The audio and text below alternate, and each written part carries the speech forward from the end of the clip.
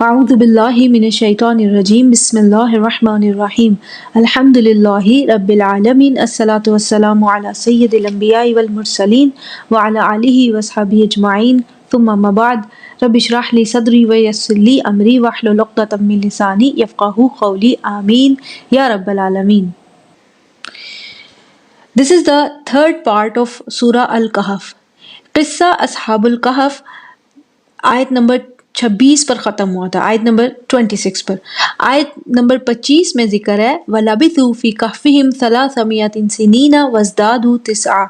اللہ تعالیٰ نے فرمایا وہ یعنی اصحاب الکہف اپنے غار میں 300 سال رہے، اس پر مزید 9 سال یعنی کل 309 سال۔ قُلِ اللَّهُ أَعْلَمُ بِمَا لَبِثُوا، کہیے اللہ تعالیٰ زیادہ بہتر جانتا ہے وہ کتنا رہے، کیسے رہے۔ اللہ تعالیٰ کیوں اور کیسے زیادہ بہتر جانتا ہے؟ سو رول کیا ہے؟ لہو غیب السماوات والارض، آسمان اور زمین کے تمام غیب صرف اور صرف اسی کی ملکیت ہے۔ آسمان یعنی عالم الاعلی بلندی کی جگہ، اور زمین یعنی عالم الاسفل پستی کی جگہ۔ سو بلندی اور پستی کے تمام غیب صرف اور صرف اللہ تعالیٰ کی ہی ملکیت ہے۔ غیب کا متضاد ہوتا ہے شہادت۔ عالم الغیب یعنی ان سین ورلڈ، اس کے مقابل عالم الشہادت یعنی سین ورلڈ۔ اللہ تعالیٰ نے ہمیں سینسز دی ہیں، اسی لیے سین ورلڈ میں ہم دیکھ بھی سکتے ہیں، سن بھی سکتے ہیں ایک خاص لمٹ تک، اسی طرح ہم محسوس بھی کر سکتے ہیں۔ عالم الغیب وہ عالم ہے جسے نہ ہم دیکھ سکتے ہیں، نہ سن سکتے ہیں، نہ محسوس کر سکتے ہیں۔ عالم غیر محسوسات، وہ عالم جو ہماری سینسز کی لمٹ سے باہر ہے، وہ عالم الغیب ہے ہمارے لیے۔ لہو غیب السماوات والارض یعنی آسمان اور زمین کے تمام غیب صرف اور صرف اسی کی ملکیت ہے، وہ اکیلا مالک ہے ہر طرح کے غیب کا، ان سین ورلڈ کا۔ قصہ اصحاب الکہف غیب سے تعلق رکھتا ہے، ماضی قدیم کا قصہ ہے۔ ہمارے پاس کوئی ٹھیک طریقہ نہیں ہے اسے جاننے کا سوائے جو غیب کا مالک ہمیں بتا دے۔ جو غیب کا مالک ہے وہی ٹھیک خبر بتا سکتا ہے اور اسی کی خبر ریلائبل ہے۔ ابصر بہ واسمع، آپ نے قرآن میں سمیع بصیر پڑھا ہوگا، اللہ تعالیٰ سننے والا اور دیکھنے والا ہے۔ یہاں سمیع بصیر کی بجائے فرمایا گیا ہے ابصر بہ واسمع، کیا ہی زبردست ہے اس کا دیکھنا اور کیا ہی زبردست ہے اس کا سننا۔ اس سٹائل آف سپیچ کو عربی میں صیغۃ التعجب کہتے ہیں، اسی لیے اس کو ایسے ترجمہ کرتے ہیں کیا زبردست وہ دیکھتا ہے اور کیا ہی زبردست وہ سننے والا ہے۔ دیکھنے اور سننے میں تعجب کا اظہار کیوں کیا گیا؟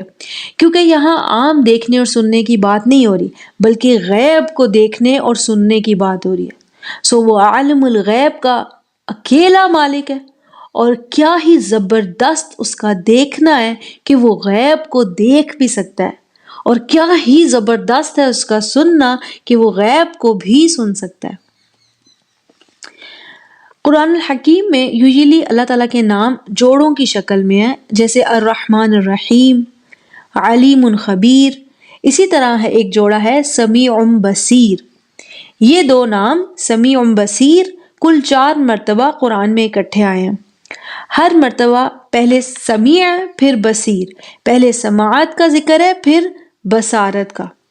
ان اللہ سمیع بصیر۔ سورہ کہف کا مقام مختلف ہے، یہاں پہلے بصارت کا ذکر ہے پھر سماعت کا، ابصر بہ واسمع۔ اس کی ایک پاسبل ریزن یہ ہے کہ آیت میں غیب کی ملکیت کی بات ہو رہی ہے۔ غیب دیکھنا غیب سننے سے زیادہ تعجب کی بات ہے، ترتیب میں پہلے بصارت ہے پھر سننا۔ ابصر بہ، کیا ہی زبردست ہے اس کا دیکھنا جو غیب کو بھی دیکھ سکتا ہے، واسمع، اور کیا ہی زبردست ہے اس کا سننا جو غیب کو بھی سن سکتا ہے۔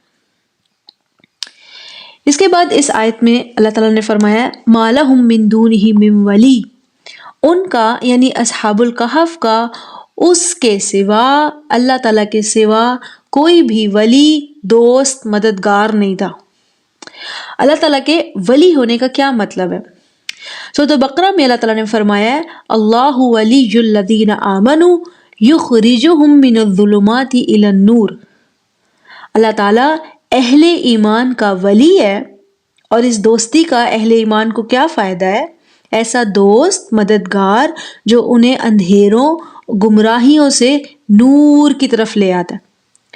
اصحاب الکہف کو گمراہیوں سے نور کی طرف لانے والا صرف وہی تھا اور کوئی بھی نہیں، اس کے علاوہ ان کا کوئی ولی نہیں تھا۔ اللہ تعالیٰ اہل ایمان کا ولی ہے، وہ انہیں اندھیروں سے، گمراہیوں سے اجالوں کی طرف لانے کا بندوبست فرماتا ہے، جیسا کہ قصہ اصحاب الکہف سے ظاہر ہے۔ اللہ تعالیٰ نے ایسے اسباب پیدا کیے کہ وہ ایمان لا سکے، ایسے اسباب پیدا کیے کہ ان کا ایمان محفوظ رہ سکے۔ اللہ تعالیٰ حقیقی ولی ہے اہل ایمان کا۔ بس یہ یاد رکھنا چاہیے کہ اللہ تعالیٰ کسی کو دوست بناتا ہے تو اس کی مدد فرماتا ہے، نہ کہ اپنی مدد یا ضرورت کے لیے کسی کو ولی بناتا ہے۔ جیسے سورۃ الاسراء کی آخری آیت میں ارشاد ہے وَلَمْ يَكُنْ لَهُ وَلِيٌّ مِّنَ الذُّلِّ۔ اللہ تعالیٰ محتاجی، ضرورت کی وجہ سے کسی کو دوست نہیں بناتا، یعنی اللہ تعالیٰ کسی کو ولی اس لیے نہیں بناتا کہ اسے مدد کی ضرورت ہے۔ اس ساری ڈسکشن کا لب لباب یہ ہے کہ اللہ تعالیٰ مومنین کا ولی ہے، وہ انہیں اندھیروں سے اجالوں کی طرف لاتا ہے، جیسے اس نے اصحاب الکہف کی مدد فرمائی، مگر وہ کسی کو ولی، دوست یا مددگار اپنی ضرورت کے لیے نہیں بناتا۔ there exists a relationship of wali between Allah and مومنین but it's a one way benefit۔ وہ مومنین کی مدد فرماتا ہے، بس مومنین سے وہ مدد لے، ایسی ضرورت سے وہ پاک ہے سبحانہ و تعالی۔ ما لہم من دونہ من ولی ولا یشرک فی حکمہ احدا، اور نہ ہی وہ اپنے فیصلوں میں کسی کو شریک کرتا ہے۔ کون ہو سکتا ہے جسے کسی کے مشورے اور نصیحت کی ضرورت نہ پڑے؟ وہ جو باکمال حکمت اور باکمال قدرت والا ہو، جس کی حکمت، قدرت اور طاقت میں کوئی کمی نہ ہو، اسے اپنے فیصلوں میں کسی کے مشورے کی ضرورت نہیں، کسی کو شریک کرنے کی ضرورت نہیں ہوتی۔ تو بہت ہی باکمال آیت ہے یہ۔ اس کے بعد ہے وَاتْلُ مَا أُوحِيَ إِلَيْكَ مِن كِتَابِ رَبِّكَ لَا مُبَدِّلَ لِكَلِمَاتِهِ وَلَن تَجِدَ مِن دُونِهِ مُلْتَحَدًا۔ اس آیت کے 3 حصے ہیں، 3 جملے۔ سب سے پہلے وَاتْلُ مَا أُوحِيَ إِلَيْكَ مِن كِتَابِ رَبِّكَ، پڑھیے، تلاوت کریں یا پڑھ کر سنائیں جو کچھ بھی آپ صلی اللہ علیہ وسلم پر وحی کیا جا رہا ہے آپ کے رب کی کتاب میں سے۔ اللہ تعالیٰ یہاں ڈائریکٹ رسول اللہ صلی اللہ علیہ وسلم سے مخاطب ہیں، کیونکہ وحی کے ذریعے کتاب حاصل فرمانے والے وہی تھے۔ جو کچھ بھی آپ پر وحی کیا جا رہا ہے آپ کے رب کی کتاب میں سے، اسے پڑھیے۔ کتاب یعنی قرآن، جہاں رسول اللہ صلی اللہ علیہ وسلم کا ذکر آئے اور کتاب کے لفظ کا ذکر ہو، اس سے مراد قرآن ہے، کیونکہ ان پر قرآن ہی وحی فرمایا گیا تھا۔ یہ جملہ اس سورت کی ابتدائی آیت سے بھی مطابقت رکھتا ہے، جہاں اللہ تعالیٰ نے فرمایا الحمد للہ الذی انزل علی عبدہ الکتاب۔ کل حمد و ثنا اللہ تعالیٰ کے لیے ہے جس نے اپنے بندے پر کتاب نازل فرمائی۔ آپ نوٹ کریں کہ قصہ اصحاب الکہف کے بعد پھر سے اسی تمہید سے جوڑا جا رہا ہے جہاں سے سورت کا آغاز ہوا تھا، اور جیسے سورت کے آغاز میں کتاب کی 2 خصوصیات بیان ہوئی تھی، یہاں بھی قرآن کی 2 خوبیاں بیان ہو رہی ہیں۔ پھر کچھ آیات بعد ذکر تھا رسول اللہ صلی اللہ علیہ وسلم کا فَلَعَلَّكَ بَاخِعٌ نَفْسَكَ، رسول اللہ صلی اللہ علیہ وسلم کے لیے تسلی تھی۔ یہاں بھی اگلی آیت صبر سے شروع ہو رہی ہے، رسول اللہ صلی اللہ علیہ وسلم کے لیے تسلی سے شروع ہو رہی ہے وَاصْبِرْ نَفْسَكَ مَعَ الَّذِينَ۔ تو کہنے کا مقصد یہ کہ قصہ اصحاب الکہف کے بعد وہی سے بات کنٹینیو ہو رہی ہے جو قصہ اصحاب الکہف سے پہلے ہو رہی تھی۔ یعنی ایک سیکونس بحال ہو گیا پھر سے۔ وَاتْلُ مَا أُوحِيَ إِلَيْكَ مِن كِتَابِ رَبِّكَ، پڑھیے جو کچھ بھی آپ پر وحی کیا گیا آپ کے رب کی کتاب میں سے، لا مبدل لکلماتہ، اس کے کلمات کو، الفاظ کو کوئی بدلنے والا نہیں ہے، ولن تجد من دونہ ملتحدا، اور آپ اس کے سوا کوئی پناہ گاہ نہ پاؤ گے۔ قرآن کی دو خوبیاں یہاں بیان ہوئی ہیں۔ نمبر 1 لا مبدل لکلماتہ، نمبر 2 ولن تجد من دونہ ملتحدا۔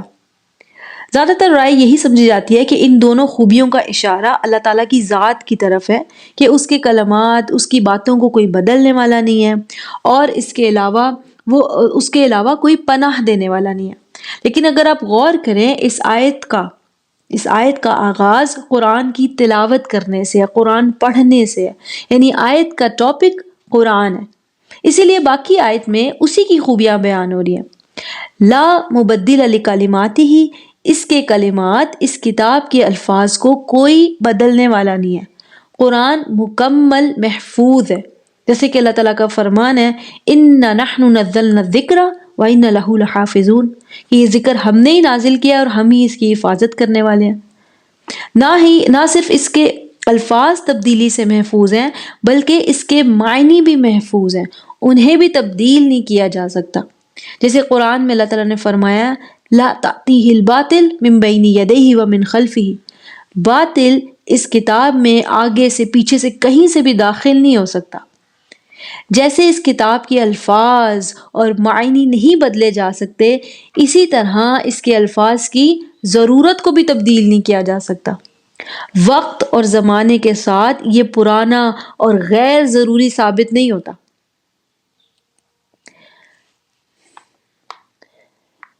قابل تبدیل محسوس نہیں ہوتا کہ 21ویں صدی میں کوئی اور کتاب چاہیے، اسے تبدیل کیا جائے، ایسا بالکل بھی نہیں ہے۔ لا مبدل لکلماتہ، لا جو ہے اس میں لا نافیہ للجنس ہے، کسی بھی زاویے سے اسے کوئی تبدیل کرنے والا نہیں ہے۔ نہ اس کے الفاظ کو تبدیل کیا جا سکتا ہے، یہ محفوظ ہے، نہ اس کے معنی کو تبدیل کیا جا سکتا ہے، باطل اس میں گھس نہیں سکتا، نہ ہی اس کتاب کو وقت اور زمانے کے حساب سے تبدیل کیا جا سکتا ہے۔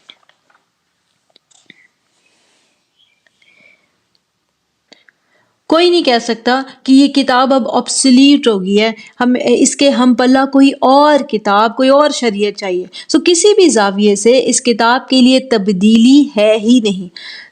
کیا فرمایا؟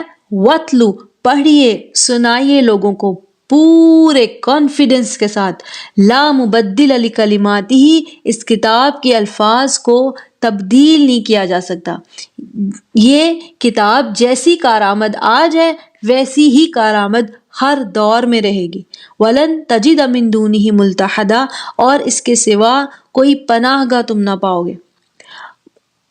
ملتحدن کا معنی پناہ گاہ، a place of refuge لکھا ہوتا ہے۔ اصل میں یہ لفظ لحدہ سے ہے یا الحدہ سے بنتا ہے۔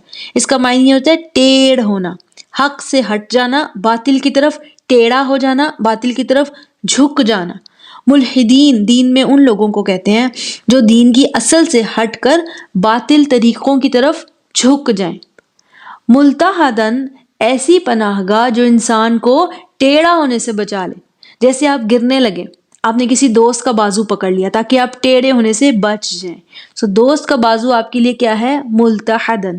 اسی طرح یہ قرآن اللہ تعالیٰ نے اس لیے دیا ہے کہ جہاں ہم ٹیڑھے ہونے لگے، یہ ہمارے لیے ملتحدن ہے، ایسی پناہ گاہ جو ہمیں ٹیڑھا ہونے سے بچا لے، ہمیں صراط مستقیم پر رکھے۔ وَلَن تَجِدَ مِن دُونِهِ مُلْتَحَدًا، اور تم اس کے سوا، یعنی قرآن کے سوا، اللہ تعالیٰ کا یہاں ذکر نہیں ہو رہا کیونکہ آیت کا ٹاپک تلاوت قرآن ہے، پڑھو قرآن، اس کے سوا کوئی ایسی شے نہیں جو تمہیں ٹیڑھا ہونے سے بچا لے۔ یہ معنی ہے وَلَن تَجِدَ مِن دُونِهِ مُلْتَحَدًا۔ جیسے سورت کے آغاز میں قرآن کی دو خوبیاں بیان ہوئی تھی، ایسے ہی یہاں بھی قرآن کی دو خوبیاں بیان ہوئی ہیں۔ آغاز میں پہلی خوبی قرآن کے بارے میں تھی، وَلَمْ يَجْعَلْ لَهُ عِوَجًا، اس نے اس کتاب کے لیے ٹیڑھ نہیں بنایا۔ اس کو ہم نے اچھی طرح ایکسپلین کیا تھا پہلے لیکچر میں۔ یہاں بھی پہلی خوبی کتاب کے بارے میں ہے، لا مبدل لکلماتہ، کبھی بھی کوئی اس کے الفاظ کو بدلنے والا نہیں ہے۔ آغاز میں جو دوسری خوبی تھی لوگوں پر قرآن کے اثر کے بارے میں تھی کہ یہ قیمن، سیدھا، اپ رائٹ، اسٹریٹ، لوگوں کے معاملات پر، شریعت کے بارے میں بالکل سیدھی رائے دیتا ہے۔ یہاں بھی دوسری خوبی لوگوں پر اس کے اثر کے بارے میں ہے کہ وَلَن تَجِدَ مِن دُونِهِ مُلْتَحَدًا، اور تم اس کے سوا کوئی پناہ گاہ نہ پاؤ گے جو ٹیڑھا ہونے سے بچا سکے، ایسی پناہ گاہ جو ہمیشہ انسان کو سیدھے راستے پر رکھے۔ تو پوری آیت کا معنی ایک دفعہ پھر دہرا لیتے ہیں۔ وَاتْلُ مَا أُوحِيَ إِلَيْكَ مِن کتاب ربک، پڑھیے جو کچھ بھی آپ کی طرف وحی کیا جا رہا ہے آپ کے رب کی کتاب میں سے، یعنی پورے کانفیڈنس سے پڑھیے۔ لا مبدل لکلماتہ، اس کتاب کے الفاظ کو کوئی بھی کبھی تبدیل کرنے والا نہیں ہے، یہ اپنی جگہ محفوظ رہے گی اور موجود رہے گی۔ وَلَن تَجِدَ مِن دُونِهِ مُلْتَحَدًا، اور آپ کو اس کے سوا، اس کتاب کے سوا کوئی ایسی پناہ گاہ نہیں ملے گی جو آپ کو ٹیڑھا ہونے سے بچا سکے۔ تو جب کتاب کا مقصد ریفریش ہو گیا تو پھر کیا حکم ہے؟ وَاصْبِرْ نَفْسَكَ، ڈٹ جائیے۔ یہ آیت نمبر 28 ہے۔ اس آیت کو آپ ایسے سمجھ سکتے ہیں کہ ایک ہوتی ہے گڈ کمپنی، اچھے لوگ جن میں ہمیں اٹھنا بیٹھنا چاہیے، جن سے میل ملاپ انسان کو فائدہ دیتا ہے۔ دوسری طرف ہوتی ہے بیڈ کمپنی، ایسے لوگ جن سے واسطہ رکھنا، جن کے پیچھے پیچھے چلنا، جن کو فالو کرنا، کاپی کرنا ہمارے لیے نقصان دہ۔ انسان پر اس کی صحبت کا لازماً اثر ہوتا ہے۔ اچھے لوگوں میں اٹھے بیٹھے گا تو اثر مختلف ہوگا، بروں میں اٹھے بیٹھے گا تو انسان پر منفی اثر پڑے گا۔ اس آیت میں رسول اللہ صلی اللہ علیہ وسلم کے ذریعے اللہ تعالیٰ نے ہمیں یہی بات سمجھائی ہے۔ ارشاد ہوا ہے وَاصْبِرْ نَفْسَكَ مَعَ الَّذِينَ يَدْعُونَ رَبَّهُمْ بِالْغَدَاةِ وَالْعَشِيِّ، ڈٹے رہیے یا خود کو جمائے رکھیے ان لوگوں کے ساتھ جن کی کیا خوبی ہے کہ وہ اپنے رب کو پکارتے ہیں صبح و شام، یعنی صبح و شام اپنے رب کی طرف ہی متوجہ رہتے ہیں۔ ایسے لوگوں کے ساتھ جمے رہیے۔ یریدون وجہہ، رب کیوں ان کی توجہ کا مرکز ہے؟ اس لیے کہ وہ اپنے رب کے چہرے کا دیدار چاہتے ہیں۔ چہرے کا دیدار یعنی اپنے رب کی رضا، اس کی خوشی چاہتے ہیں۔ تو صبح و شام رب کی طرف متوجہ رہنا یعنی عبادت کرنا، ذکر اذکار کرنا، اس کے علاوہ ہر وہ کام جو اللہ تعالیٰ کی رضا حاصل کرنے کے لیے انسان کرے وہ بھی اسی لسٹ میں آ جاتا ہے۔ لوگوں سے حسن سلوک کرنا، اللہ تعالیٰ کی خاطر لوگوں کے حقوق ادا کرنا، سو عبادت، ذکر اذکار کرنا، نماز پڑھنا، حقوق العباد ادا کرنے کی کوشش کرنا، رزق حلال کمانا، یعنی صبح و شام کے ہر کام میں انسان کا محور اور مقصد اس کے رب کی رضا ہے۔ تو آیت کے پہلے حصے میں اللہ تعالیٰ نے ایسے لوگوں کے قریب رہنے کی نصیحت فرمائی ہے، صبح و شام جن کی زندگی ان کے رب کی رضا حاصل کرنے کی تگ و دو کے علاوہ کچھ نہیں ہے۔ سوچیں جس انسان کو ایسی صحبت مل جائے اس پر کتنا پازیٹیو اثر پڑے گا۔ ساتھ ہی فرمایا وَلَا تَعْدُ عَيْنَاكَ عَنْهُمْ تُرِيدُ زِينَةَ الْحَيَاةِ الدُّنْيَا، اپنی نظروں کو ان سے پرے نہ کرنا اس غرض سے کہ میں دنیاوی زینت سے کچھ حاصل کر لوں۔ تو یہ اللہ تعالیٰ کی بہت خوبصورت نصیحت ہے ہمارے لیے۔ یہ تو وہ لوگ ہو گے جن کے ساتھ رہنے کا حکم دیا جا رہا ہے۔ اب وہ لوگ جن سے بچنے کا حکم دیا جا رہا ہے۔ وَلَا تُطِعْ مَنْ أَغْفَلْنَا قَلْبَهُ عَنْ ذِكْرِنَا، اور کسی ایسے کی اطاعت نہ کرنا۔ تطیع یعنی لا تطیع یعنی اطاعت نہ کرنا۔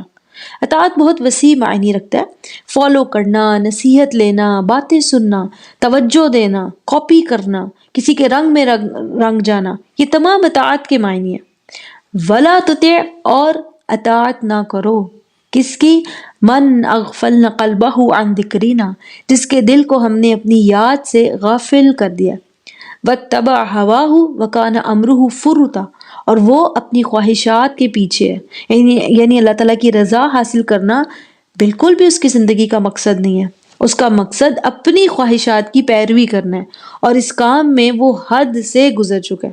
سو اللہ تعالیٰ نے نصیحت فرمائی ہے وَاصْبِرْ نَفْسَكَ مَعَ الَّذِينَ يَدْعُونَ رَبَّهُمْ بِالْغَدَاةِ وَالْعَشِيِّ يُرِيدُونَ وَجْهَهُ، کہ اپنے آپ کو ان لوگوں کے ساتھ جمائے رکھیے جو صبح و شام اپنے رب کو پکارتے ہیں، اپنے رب کی طرف ہی متوجہ رہتے ہیں، دن کے ہر کام کو ایسے کرتے ہیں کہ ان کی خواہش کیا ہے؟ ان کے رب کی رضا۔ یریدون وجہہ ولا تعد عیناک عنہم ترید زینت الحیات الدنیا، اور ایسے خوبصورت لوگوں سے نظریں مت پھیرنا اس خواہش سے کہ مجھے دنیا کچھ مل جائے۔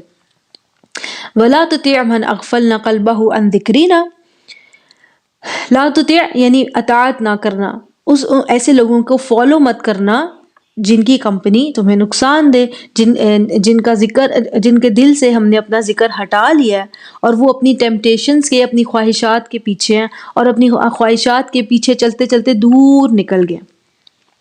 سو اللہ تعالیٰ نے نصیحت کا فرمایا وَاصْبِرْ نَفْسَكَ مَعَ، اپنے آپ کو ان لوگوں کے ساتھ رکھو جن کا مقصد اللہ تعالیٰ کی رضا حاصل کرنا ہے، اور اس کے مقابل کیا فرمایا ہے وَلَا تُطِعْ، اور جو اپنی خواہش کے پیچھے ہیں ان کی پیروی نہ کرو، انہیں اوبے نہ کرو۔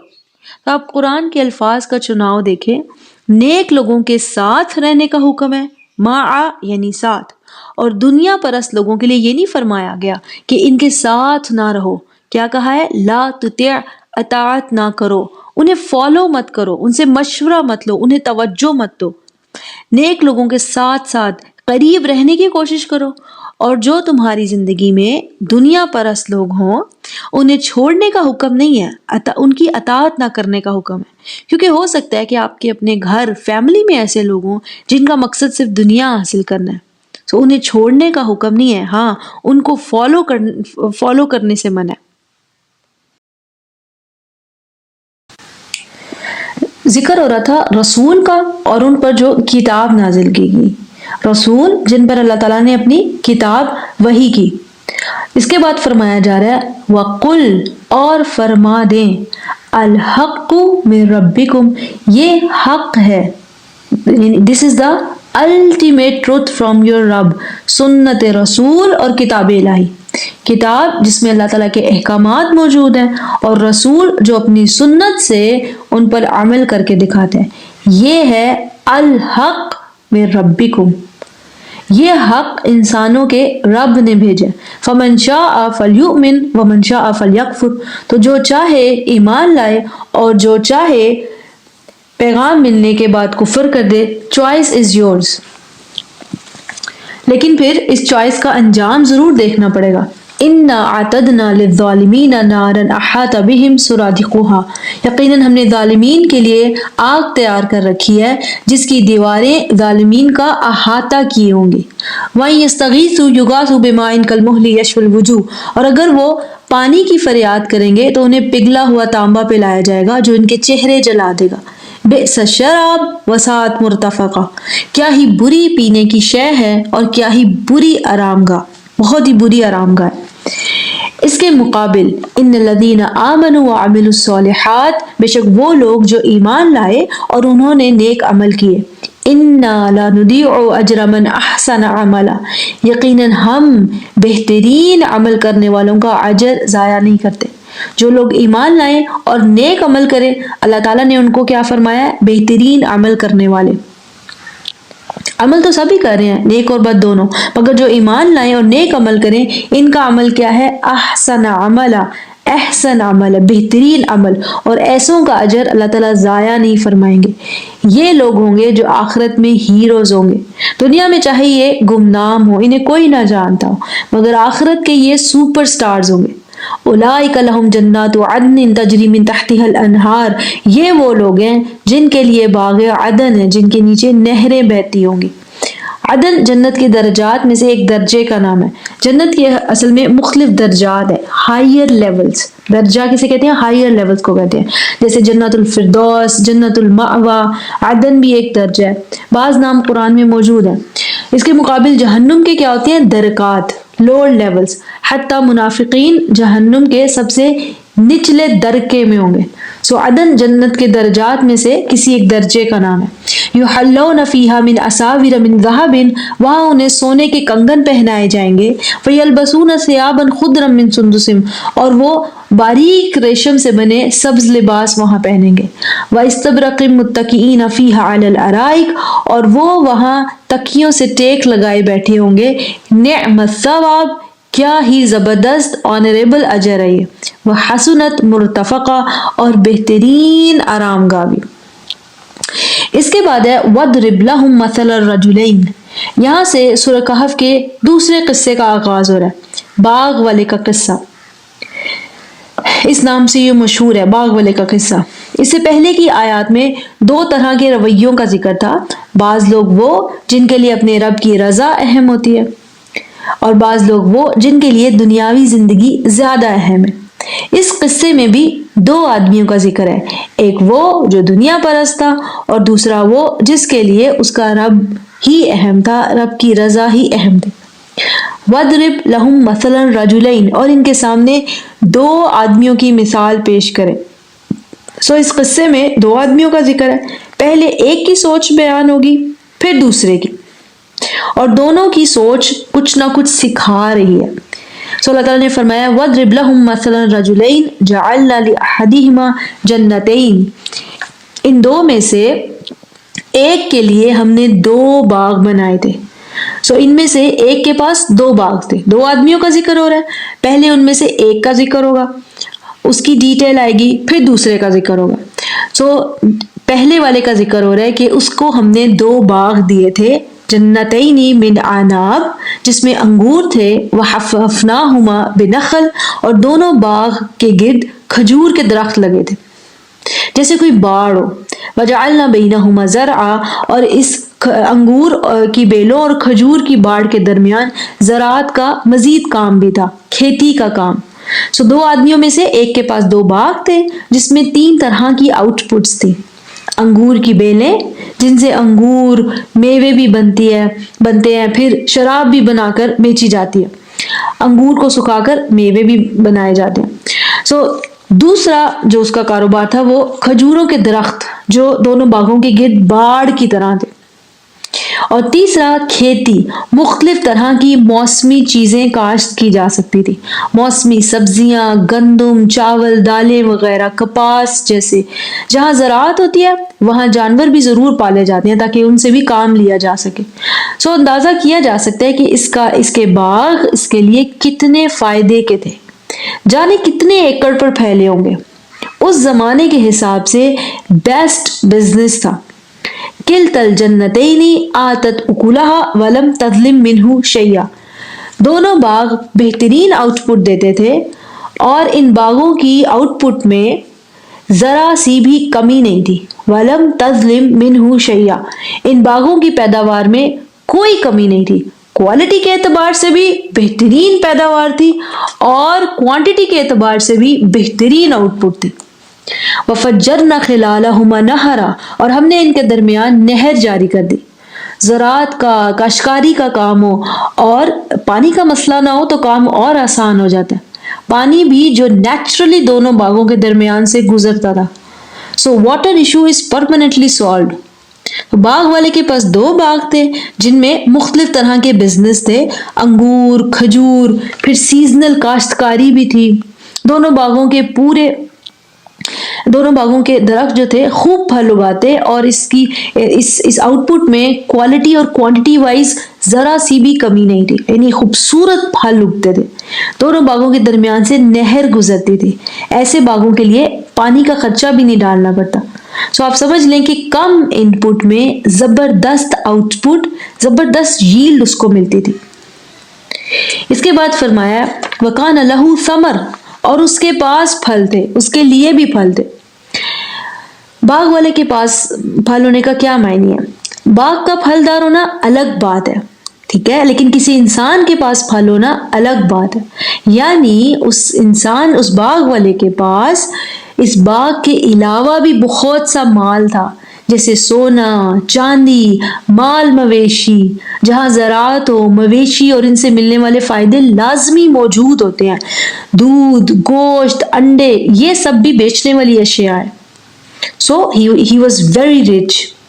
فقال لصاحبه وهو يحاوره، اس نے اپنے ساتھی سے بات چیت کرتے ہوئے کہا، ساتھی لازمی نہیں کوئی بھائی، کوئی دوست، کوئی رشتہ دار ہو سکتا ہے اس کا غریب سا ڈرائیور ہو، اس کی بگی کا کوچوان ہو، اسے بھی صاحب کہا جا سکتا ہے۔ دوسرا شخص جس سے یہ امیر کبیر باغوں والا بات کرنے لگا تھا وہ لازماً کوئی غریب تھا۔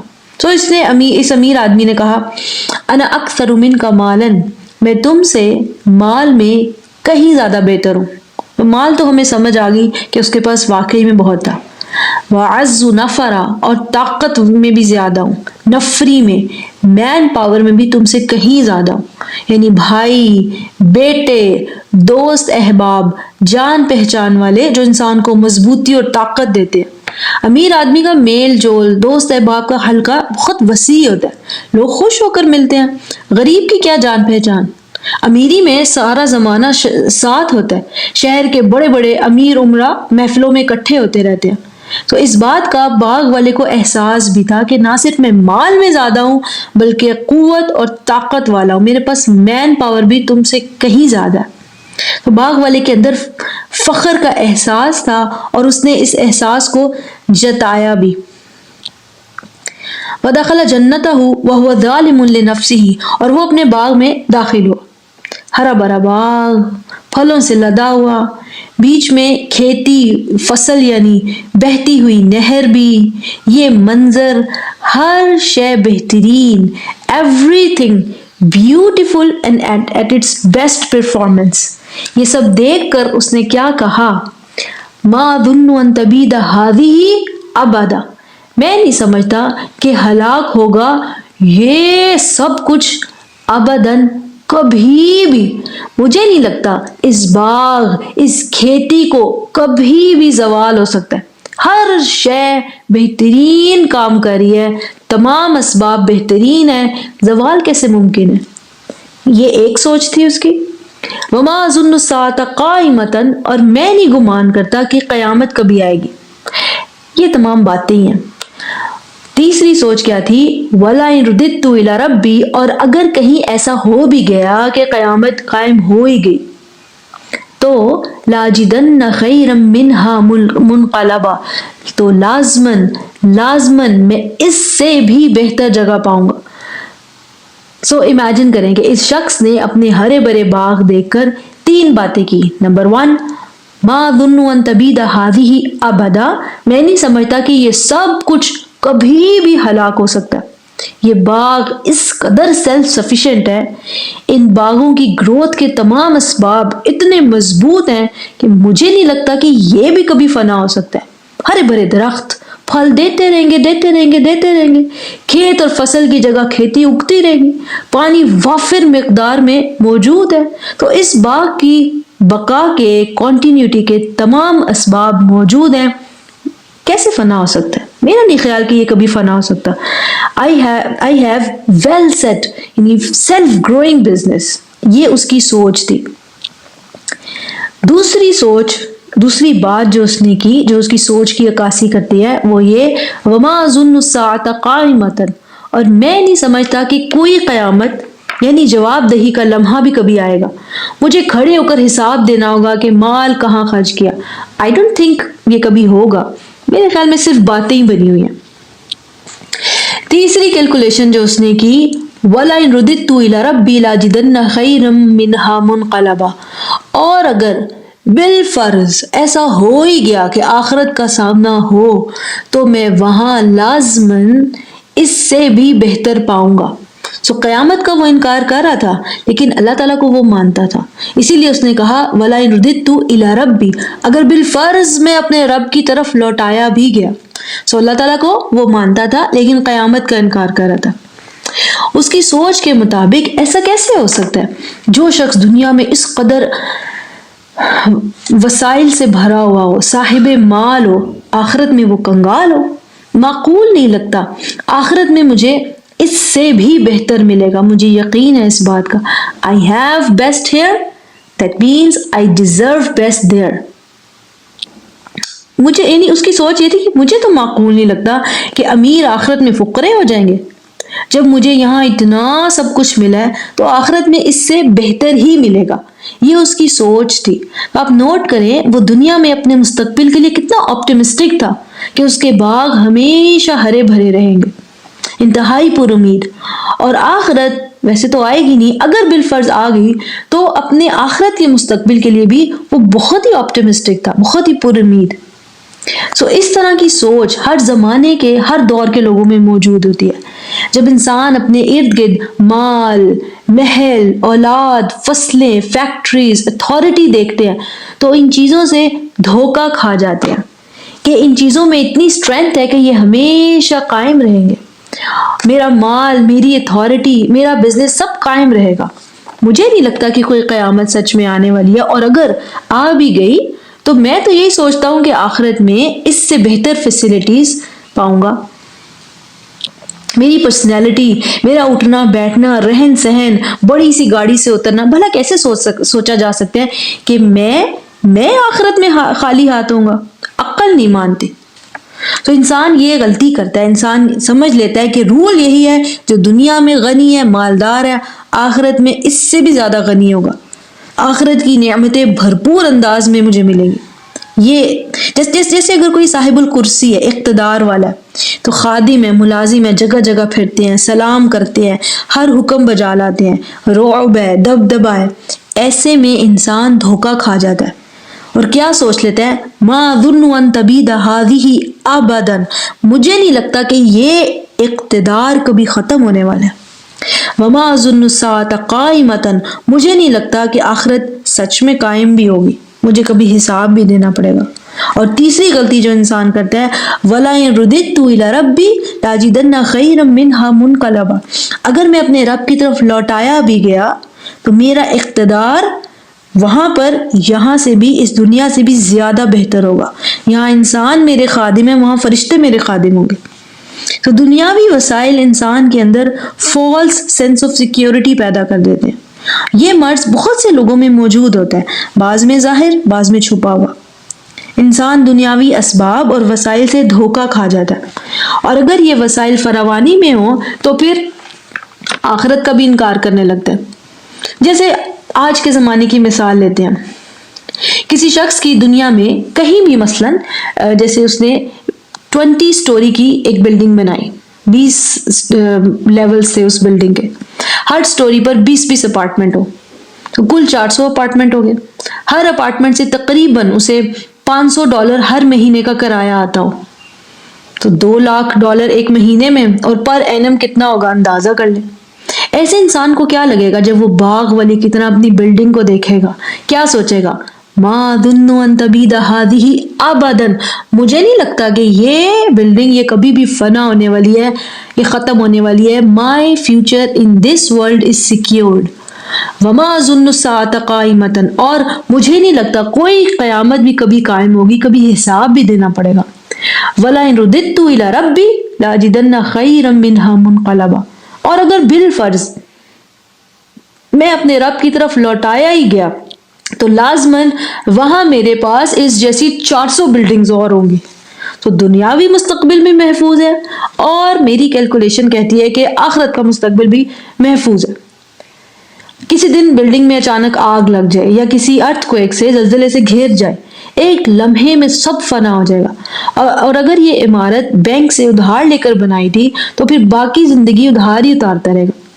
تو کہنے کا مقصد یہ ہے، بلکہ سوچنے کی بات یہ ہے کہ کیا اس کی sense of security about future ٹھیک تھی؟ لازمی نہیں کسی نیچرل ڈیزاسٹر سے ہی تباہی آئے، بعض بزنس پور پلاننگ کی وجہ سے بھی ختم ہو جاتے ہیں. جب بزنس عروج پر ہوتا ہے تو انسان کبھی نہیں گمان کرتا کہ یہ بھی کبھی ختم ہو سکتا ہے، یہ بزنس بھی کبھی فلاپ ہو سکتا ہے. مگر آہستہ آہستہ جب کمپنی کی پروڈکٹس آؤٹ ڈیٹ ہونے لگیں تو کمپنی کولیپس کر جاتی ہے. جیسے بلیک بیری موبائل سے نوکیا، کبھی نہیں سوچا ہوگا کہ ہمارا انٹرنیشنل بزنس بھی کبھی فلاپ ہو سکتا ہے. صاحب المال ہونا، اقتدار والا ہونا، غنی ہونا اکثر بہت سے انسانوں کو دھوکے میں ڈال دیتا ہے. قرآن میں اللہ تعالیٰ نے اس کے بارے میں مزید بھی فرمایا، کلا ان الانسان لیطغی ان رآہ استغنی، سچ ہے کہ انسان طغیانی پر، نافرمانی پر اتر آتا ہے جب دیکھتا ہے کہ میں غنی ہوں، میں سیلف سفیشینٹ ہوں. سو مجھے نہیں لگتا کہ قیامت کبھی قائم ہوگی، کبھی مجھے اپنے اعمال کا حساب بھی دینا ہوگا. دنیا میں بہت سا فساد، ظلم، طغیانی اسی بیس پر ہوتی ہے کہ جب اپنے وسائل، اپنے اسباب کو دیکھ کر کوئی شخص یا کوئی گروہ یہ سمجھ لے ہمیں تو کبھی زوال ہے ہی نہیں، ہم چاہے جو مرضی کریں. بڑی بڑی ریاستیں چھوٹی ریاستوں پر ظلم کرنے لگتی ہیں جب وہ دیکھتے ہیں ہمارے پاس بہت سے وسائل ہیں، بہت سی مین پاور ہے. اور یہ سب ہمارے نزدیک کیلکولیشن یہ کہتی ہے ہماری کہ یہ ہمیشہ قائم رہے گا، ہم جو چاہیں بھی کریں، کبھی آخرت نہیں آئے گی کہ ہم بھی کھڑے ہو کر جواب دیں، اور اگر آخرت آ بھی گئی تو وہاں اس سے بھی زیادہ خیر ہمارا منتظر ہے۔ ہم نے سمجھا کہ یہ سوچ صرف کسی باغ والے کی نہیں ہے، کوئی بھی انسان، کوئی کمپنی، کوئی ریاست جب اپنے وسائل، اپنے اسباب کو لازوال سمجھ لے، وہ ان 3 باتوں کے دھوکے میں آ جاتے ہیں۔ نمبر 1، دنیاوی وسائل کو زوال نہیں، ہمارے لیے عروج پہ چلتے رہنے کے تمام اسباب پورے ہیں۔ نمبر 2، آخرت کی جواب دہی کبھی قائم نہیں ہوگی، جواب دہی کا لمحہ کبھی نہیں آئے گا، اور اگر آیا بھی تو ہم صاحب الخیر ہی ہوں گے۔ یہ وہ غلط رویہ ہے جو باغ والے انسان کے الفاظ کے ذریعے اللہ تعالیٰ نے ہمیں سمجھایا ہے۔ اب اس باغ والے کا ساتھی، اس کا جواب ہمیں ٹھیک رویہ کیا ہے یہ سمجھائے گا۔ قال له صاحبه وهو يحاوره، باغ والے کے ساتھی نے اس سے باتیں کرتے ہوئے کہا، اکفرت بالذی خلقک من تراب ثم من نطفۃ ثم سواک رجلا، کیا تم اس کا کفر کرتے ہو جس نے تمہیں مٹی سے بنایا، پھر نطفے سے، نطفہ کہتے ہیں مائن قلیل، تھوڑا سا پانی، ثم سواک رجلا، پھر ایک صحت مند ہٹا کٹا مکمل آدمی بنایا، یعنی کوئی اب نارمیلٹی نہیں، جسم میں ہاتھ، آنکھ، ناک، کان تمام اعضاء دے کر صحت مند آدمی بنایا تمہیں۔ تو باغ والے کے ساتھی نے اسے احساس دلایا کہ تمہارا یہ رویہ اللہ تعالیٰ کا کفر کرنے والا رویہ ہے، لیکن آپ نوٹ کریں کہ اس نے یہ نہیں کہا اکفرت باللہ، کیا تم اللہ تعالیٰ کا کفر کر رہے ہو، بلکہ اللہ تعالیٰ کی تخلیق کی خوبی کی طرف اشارہ کیا ہے۔ اکفرت بالذی خلقک، کیا تم اس کا کفر کرتے ہو جس نے تمہیں تخلیق کیا۔ اس نے اللہ تعالیٰ کی تخلیق کی خوبی کو آسمان و زمین تخلیق کرنے کا ذکر نہیں کیا، بلکہ انسان کی تخلیق کی طرف اشارہ کیا۔ اکفرت بالذی خلقک، کیا تم اس کا انکار کر رہے ہو جس نے تمہیں تخلیق کیا ہے، من تراب، مٹی سے۔ یہ انسانیت کی تخلیق کا وہ وقت ہے جب پہلے انسان کو بنایا گیا، بیسک انسان کے سٹرکچر کو بنایا گیا، آدم علیہ السلام کو۔ رسول اللہ صلی اللہ علیہ وسلم نے فرمایا الناس بنو آدم و آدم من تراب، تمام انسان آدم علیہ السلام کی اولاد ہیں اور آدم علیہ السلام مٹی سے بنے تھے۔ سو انسانی نسل کا فرسٹ ایلیمنٹ مٹی سے بنا تھا، آدم علیہ السلام۔ اس کے بعد نسل در نسل انسان نطفے کی پیداوار ہے۔ سو غریب انسان نے کہا کیا تم اس کا انکار کرتے ہو، یعنی اس کی اہمیت کو اپنی زندگی میں جھٹلاتے ہو جس نے تمہاری تخلیق کی، من تراب، مٹی سے پہلا انسان بنایا، پھر نسلی انسانی چلائی، یہاں تک کہ وہ وقت آیا ثم من نطفۃ، پھر تمہیں مائن قلیل، تھوڑے سے پانی سے تمہاری تخلیق کی، اور پھر تمہاری تخلیق کے اگلے دور کو چلایا، ماں کے اندر تمہاری تخلیق کی، پھر دنیا میں آنے کے بعد تمہیں بڑا کرتا چلا گیا، ثم سواک رجلا، پھر تمہیں ایک مکمل آدمی بنایا۔ جس رب نے تمہاری تخلیق کے لیے یہ سب کچھ کیا، کیا تم اس کا انکار کر رہے ہو؟ یہاں اس بات کی طرف اشارہ نہیں ہے کہ اس نے تمہیں بنایا، تمہیں مضبوطی دی، عقل، صحت، قوت عطا کی، اور یہ سب پا کر تم کافر ہو گئے۔ یہاں یہ معنی نہیں ہے، نہ ہی یہاں یہ معنی ہے کہ کیا تم اللہ تعالیٰ کی قدرت کا انکار کرتے ہو جو تمہیں مٹی سے، پھر پانی سے ایک مضبوط آدمی بنا سکتا ہے۔ یہ یہاں ذکر نہیں ہے۔ غور کریں، باغ والا آدمی دنیاوی اسباب کی فراوانی سے دھوکہ کھا رہا تھا، اسے لگ رہا تھا یہ اسباب، یہ وسائل، یہ مٹیریلز اتنے مضبوط ہیں، ہر شے بہت سٹیبل چل رہی ہے، اس سب کو فنا نہیں، مجھے بھی فنا نہیں، اگر میں فنا ہو جاؤں تو آخرت میں اس سے بھی زیادہ بہتر اسباب مجھے ملیں گے۔ تو باغ والے ساتھی نے اسے سمجھایا ہے کہ کیا تم اسباب پر ریلائی کرتے ہو اور رب الاسباب کو بھول جاتے ہو، رب الاسباب کا کفر کرتے ہو۔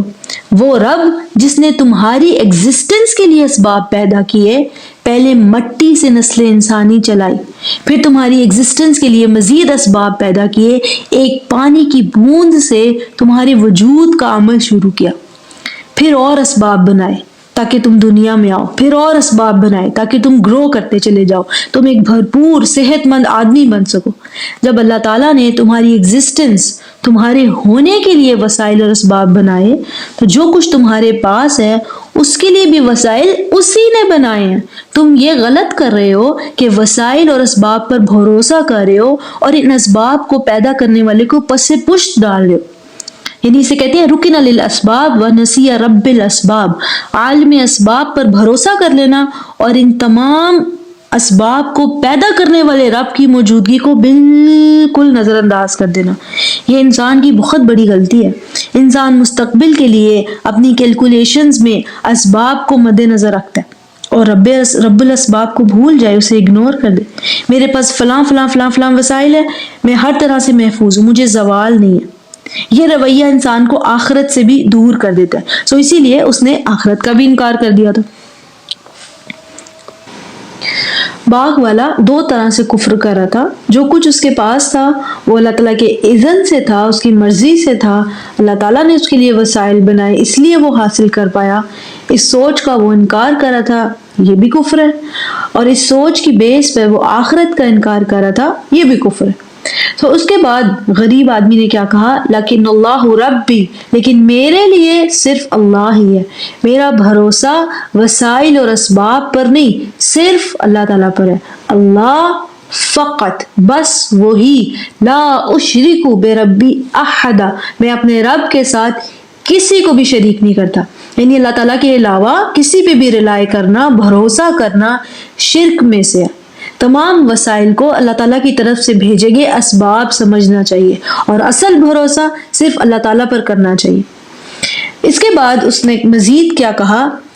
وَلَوْلَا إِذْ دَخَلْتَ جَنَّتَكَ قُلْتَ مَا شَاءَ اللَّهُ، ایسا کیوں نہیں کیا تم نے کہ جب تم اپنے باغ میں داخل ہوئے تو کہتے ما شاء اللہ، یہ اللہ تعالیٰ کی مشیت، اس کے اذن کی وجہ سے ہے، اس کی مرضی تھی تو میں یہ سب حاصل کر پایا، اگر اس کی مرضی نہ ہوتی تو ممکن نہیں تھا میرے لیے کہ میں یہ سب کچھ حاصل کر پاتا۔ ہرے بھرے درخت، پھلدار پودے، بہتی ہوئی نہر، یہ تمام اسباب ہیں، ان کے پیچھے اصل کیا ہے؟ اللہ تعالیٰ کی مشیت، اس کا اذن، یہ سب کچھ اس کی حکمت، اس کی تدبیر کی وجہ سے ہے۔ کوئی بھی امر، کوئی بھی کام اللہ تعالیٰ کی مرضی کے بغیر حاصل نہیں کیا جا سکتا۔ یعنی انسان کو اپنی کوئی بھی ایسی شے نظر آئے جو اسے محظوظ کرے، اسے بھلی لگے، مال، اولاد، فیکٹریز، گھر، بنگلے، گاڑی، اقتدار، ہمیشہ اس کو خود کو یاد کراتے رہنا چاہیے ما شاء اللہ، یہ سب اللہ تعالیٰ کی مرضی کی وجہ سے حاصل ہوا ہے۔ اگر انسان کو پھر بھی یقین نہ آئے اور لگے کچھ نہ کچھ تو محنت میں نے بھی کیا، کچھ میری دوڑ بھاگ کا بھی حصہ ہے، تو اگلا جملہ بولنا چاہیے لا قوت الا باللہ، اللہ تعالیٰ کے سوا کوئی طاقت، کوئی قوت نہیں ہے۔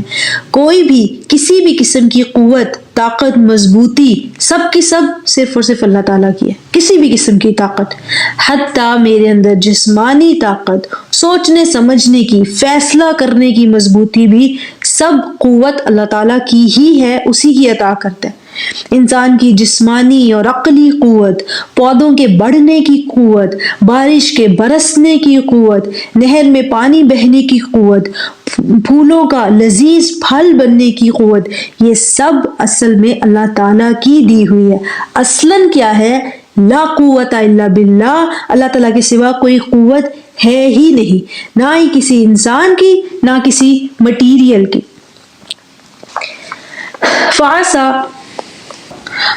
سب قوت اللہ تعالیٰ کی دی ہوئی ہے۔ المدبر حقیقی اصل میں صرف اللہ تعالیٰ ہے۔ جو قوت بھی، جو اسباب ہمیں نظر آتے ہیں، اصلاً وہ سراب ہے، وہ دھوکہ ہے۔ تو اس نے کہا ان ترانی انا اقل منک مالا و ولدا، اگر تم دیکھتے ہو کہ میں مال میں، اولاد میں تم سے کم ہوں، اس پوری آیت کا کانسیپٹ ایسے بنتا ہے کہ اگر تم دیکھتے ہو کہ میں مال اور اولاد میں تم سے کم ہوں اور تم بہت نوازے گئے ہو، یہ کمپیریزن دیکھ کر اپنے باغ میں داخل ہوتے ہوئے تم نے یہ کیوں نہ کہا کہ جو کچھ میرے پاس ہے اور اس غریب کے پاس نہیں ہے، یہ سب کچھ اللہ تعالیٰ کی مشیت ہے، اس کی مرضی ہے، وہ جسے چاہے دے، آج مجھے دیا ہے کل شاید اسے بھی دے دے، اور جو کچھ میرے پاس ہے اس میں میرا کمال نہیں، اس کے پیچھے اللہ تعالیٰ ہی قوت ہے، اصل قوت صرف اور صرف اللہ تعالیٰ کی ہی ہے، لا قوت الا باللہ۔